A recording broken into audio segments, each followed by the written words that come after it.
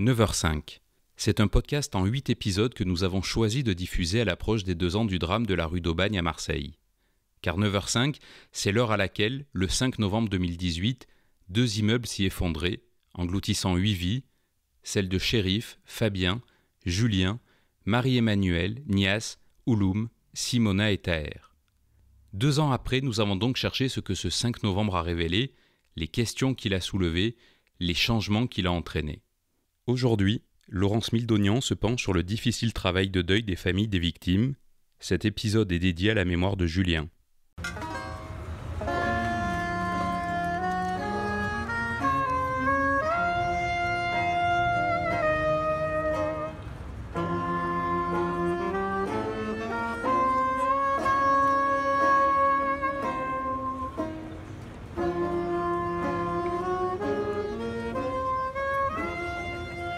Ouloum, Marie-Emmanuelle, Julien, Nias, Simona, Fabien, Taher, Chérif. Le 5 novembre 2018, l'immeuble du 65 rue d'Aubagne dans lequel se trouvaient ces 8 Marseillais s'est effondré sur eux, emportant leur vie en une fraction de seconde. 2 ans plus tard, la douleur de leur famille reste intacte, à l'image de celle de Saïda, la tante de Chérif. 1 an plus tôt, elle avait accueilli son neveu venu d'Algérie en quête d'une vie meilleure. Il a laissé un grand vide dans la famille. Et Chérif, c'est un enfant unique. Sa maman avait qu'un enfant, un seul enfant. Et il a laissé une petite fille qu'on va voir 3 fois par an. Et puis il a laissé, nous, ici, un vide, ici, quand il est arrivé à Marseille. Il est resté qu'une année. Une année, il est décédé juste après. Vous imaginez, il a vécu chez moi. Il a venu chercher les gamins à l'école. Il a appris ses premiers mots français avec nous. C'est dur d'accepter quand on sait que tout ça aurait pu être évité. Linda, la cousine de Chérif. De se dire que des personnes étaient présentes dans cet immeuble et que pour 5 étages s'effondrent comme ça dans la deuxième ville de France et à l'époque en 2018, c'est dur à accepter. On n'est pas dans un pays du tiers-monde. Pour Liliana, la maman de Julien qui vit au Pérou, le travail de deuil demeure particulièrement difficile. Il est mort loin, en étant loin de nous, nous étions loin de lui. Et ça me rend les choses un peu plus difficiles. Nous sommes là donc au Pérou pour accompagner ma mère de 95 ans avec Alzheimer. Et donc je m'occupe d'elle et mon époux m'accompagne. Et donc on passe du temps ici et en France avec ma fille. Mais ces derniers temps, on est bloqué à cause de la pandémie au Pérou. Et donc les choses sont plus difficiles parce qu'on est loin de tout le monde, de la famille, des amis. Des proches qui l'aident à traverser cette terrible épreuve.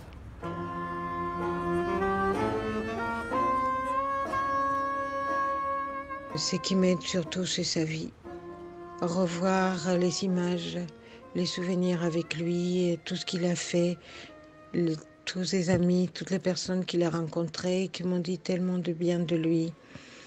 Les témoignages, il a eu une vie riche, malgré son jeune âge, puisqu'il est parti, il venait d'avoir 30 ans le 21 octobre. Il a eu une vie riche.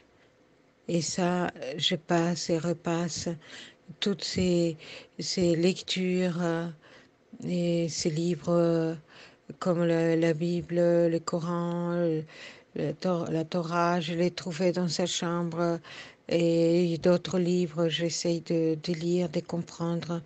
Donc tout ça m'aide. Et puis sa musique. Et avoir ses amis régulièrement au téléphone et parler avec eux. Donc tout ça, ça m'aide à ce travail qui est difficile, qui est très difficile pour mon époux, qui est très difficile pour ma fille, qui est très difficile pour moi et aussi pour ses amis. Mais il faut qu'on avance et je me dis peut-être qu'un de ces jours, on se rencontrera. Je ne sais pas quand, je ne sais pas où, mais on se retrouvera et je serai heureuse de le revoir.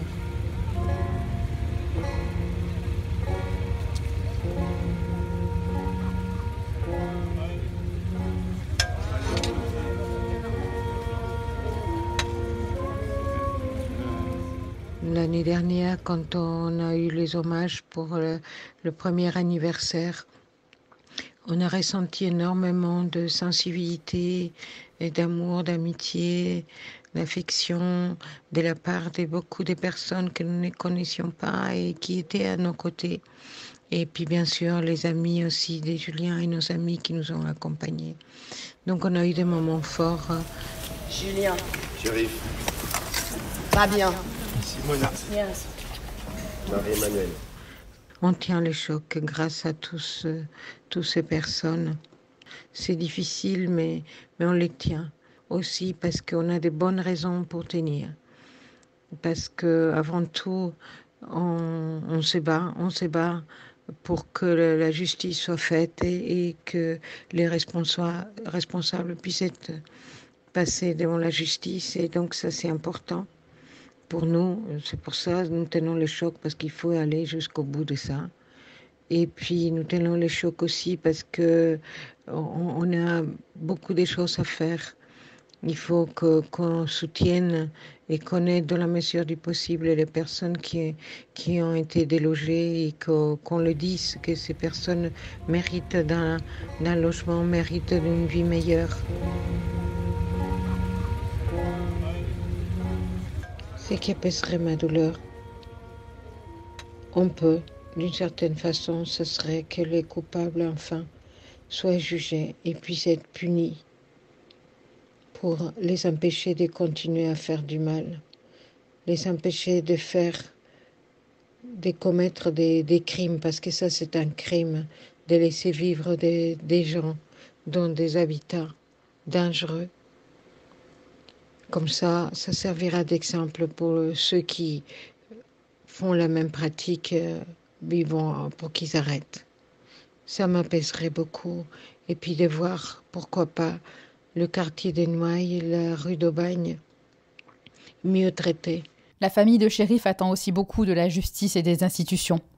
On a été victime d'un grand manque de respect, et je parle au nom de toutes les familles des victimes, parce que personne ne nous a ni considérés ni quoi que ce soit. Je sais bien que dans une ville, le maire, par nature, est responsable de tout. Rassurez-vous, j'ai tout supporté.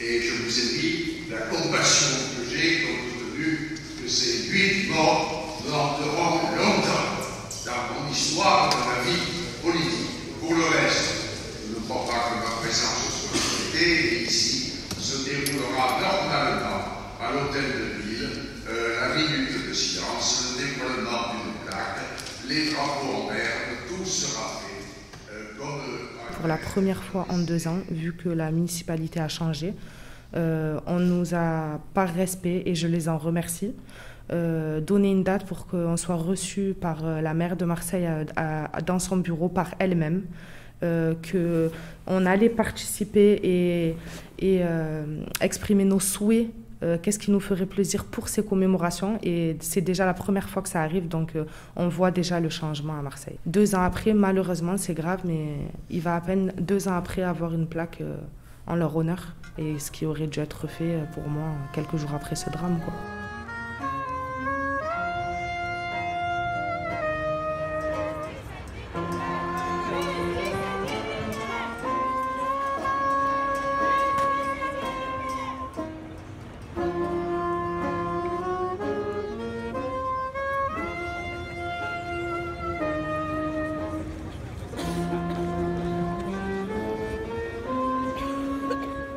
Au moins, ce qui nous soulagerait, s'il leur reste encore un peu de cœur à ces gens-là, c'est de ne pas essayer de compliquer les choses dans cette affaire et de faire le maximum pour se faire petit et reconnaître les torts de chacun.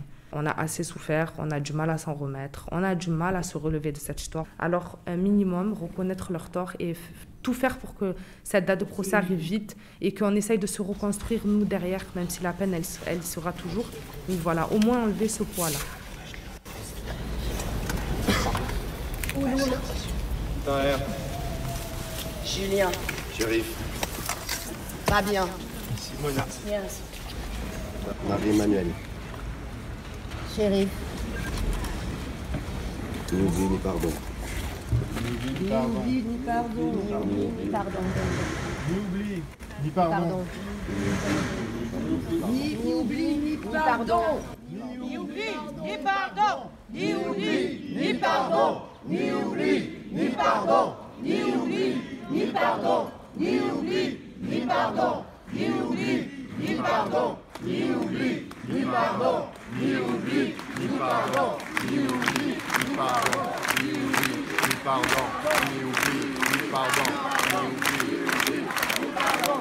Ni oubli, ni pardon. Ni oubli, ni pardon. Ni oubli, ni pardon.